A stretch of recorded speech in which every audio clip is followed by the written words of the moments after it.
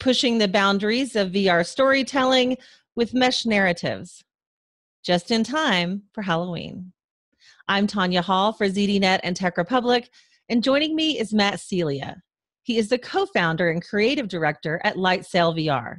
And in the spirit of Halloween and all things scary, welcome, Matt. Hi, welcome. Thank you. What does Lightsail VR do? Lightsail VR is a story-first VR immersive media production company. Immersive media, XR, VR, AR, MR, whatever you want to call it, is a very emerging field. But primarily what we are is we're storytellers working in immersive media. We're focused on live action right now, but we're also exploring, game engine, augmented reality. Our mission as a company is basically, how do we take this super exciting new medium and fill it with amazing content and stories that will grab and entertain audiences? One of your recent projects is an interactive VR horror narrative called Speak of the Devil. Without revealing any spoilers, give us a preview of the story. So Speak of the Devil is really unique. It was inspired a lot by immersive theater shows like Sleep No More in New York. And we wanted to create something that was beyond just a choose your own adventure. We wanted to bring that element where we give the audience the sense of agency on where to go. And we drop them into a forest, and they meet a couple people, and then things spiral a little out of control as they're looking for this demon altar. What's cool about it is there's 13 unique endings. There's 12 ways to die and only one way out. And no matter where you go in the story, we wrote this custom in-depth logic engine that knows where you are, where you've been, what you've seen, what you've yet to see, and it kind of rewrites the story around you, trying to give you a really complete and scary narrative. Now, you used an array of GoPro cameras to create what you call a mesh narrative. Explain that term and how you went about accomplishing it. Sure. So the cameras that we used were the GoPro Odyssey, which is a camera that was built with GoPro in collaboration with Google, using their fantastic Jump cloud stitching software. We were actually Jumpstart members, which is the program that Google provides to independent studios to help, finance cool creative works that have never been made before. Mesh narrative is this term that we used because when we were describing the project, we try to describe it and we would call it like a branch narrative, but that wasn't quite right. Because when you think about how a branch narrative is made, it's all like, I'm gonna go this way and then this way, or I'm gonna choose left or right or up or down. It's a very binary thing that kind of smacks you on the side of the head with a frying pan and says, here, make a choice. And what we wanted to do is we wanted to keep you immersed in the world. We wanted to put you in the middle of a forest, and then you could go north, south, east, west, wherever, at your own pace, at your own time. And when we mapped that out, that ended up being, it looked like a mesh. It looked like a web of locations rather than a tree that a branch narrative would be. So that's where we kind of derived the term mesh narrative. And the big difference between a branching narrative and a mesh narrative is that your decision points in a mesh narrative are always tied to the beats of your story and the screenwriting of delivering you a solid narrative arc. Whereas I feel like sometimes in a branch narrative, it's more like, do you want to follow this character or this character? And there's really like no story reason to do either. I imagine that this takes a lot of storage. What are the tools and services that you're using to store this content as you create it?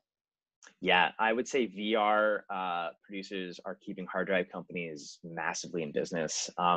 Luckily for this project, we were so fortunate to work with LumaForge, who is our storage vendor that handles our day-to-day commercial biz. And they actually donated a 110 terabyte jellyfish tower that could connect up to 4 computers and handle this massive amount of data. Because you can imagine, right? You have 16 cameras, right? You got to stitch that together. It delivers a 6K by 6K stereo 3D file running at 60 frames a second.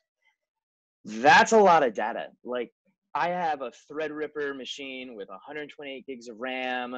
My hard drives are running at 1200 megabytes per second, and still real-time playback is a challenge. Like, it is very, very hard to work in this medium to deliver on specs that are bigger than most Hollywood blockbuster movies. it's at 60 frames a second that's the real killer. So it takes a lot of storage. And then there's a lot of versions. There's a lot of compositing. For example, we shoot every scene twice because where am I going to put the crew, right? I'm standing right behind the camera directing the actors, but then when the scene's over, I will move around to the other side. We'll shoot what's known as a clean plate so that we can composite the two clips together and digitally paint me out. This allows me to be a director and actually look at the performances while maintaining that whole sense of mystery that comes with being in VR, where you're like, where's the crew? You know? So what about emerging technologies like eye tracking? Are there any emerging technologies that you're using to create this type of content? So at the moment, no, right? There's a lot of things that we need to start looking at, but they're not quite ready yet. And eye tracking is something that we're definitely looking at, because if you think about it, streaming 8K video is extremely challenging, right? It's actually impossible. And the mobile versions of Speak the Devil run a lot blurrier and lower quality than, say, the version on Oculus Rift, which is 4K each eye, 60 frames a second.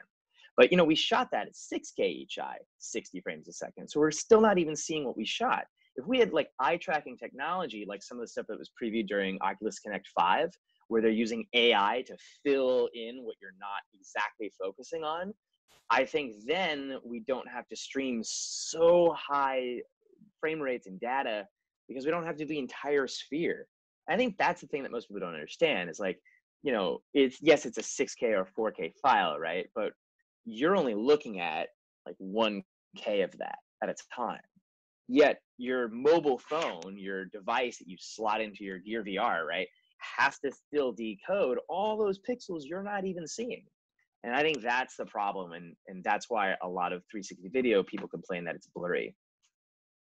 How do you combine VR with actual physical location-based entertainment? So physical location, you mean like the void and like that kind of stuff? So the void is like an arcade, right? VR is still, I think, on the more expensive side. It's still difficult to set up. Like, you know, I think the audience here obviously would be like VR wizards, but for like 99% of America, like my mom, setting up an Oculus Rift is way out of her ballpark. However, like location-based entertainment like the Void, like IMAX VR, like Dreamscape Immersive, these are amazing experiences. Or like 2-Bit Circus downtown is incredible, right? These are places where the public can go to get a taste of what immersive media is and what it can be. And I think that's where we are now, until the technology matures, until the price comes down, and then we hit like the wide release. I would say it's very comparable to like arcades in the 70s and 80s, and then became like the home console market in the 90s. On what platforms can we find Speak of the Devil? I mean, where can we find it? Okay, you can find Speak of the Devil on Oculus Rift, also available for the Oculus Go, which covers the Samsung Gear VR. So those are all the Oculus stores. And you can also find it on the Daydream store, which will work with your Daydream-enabled phones. If somebody wants to connect with you, Matthew, maybe they want to find out how to be scared, or maybe they want to find out more about the work that you're doing, how can they do that?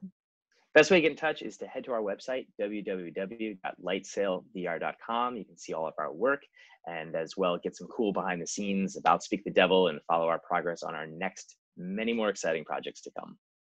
Matthew, Celia, Managing Partner and Creative Director at Lightsail VR, thanks for joining us. Thank you for having me. Absolutely. And if you guys want to find more of my interviews, you can do that right here on ZDNet or Tech Republic, or go to my website, tonyahall.net. I've got links to all my social sites. Thanks for watching.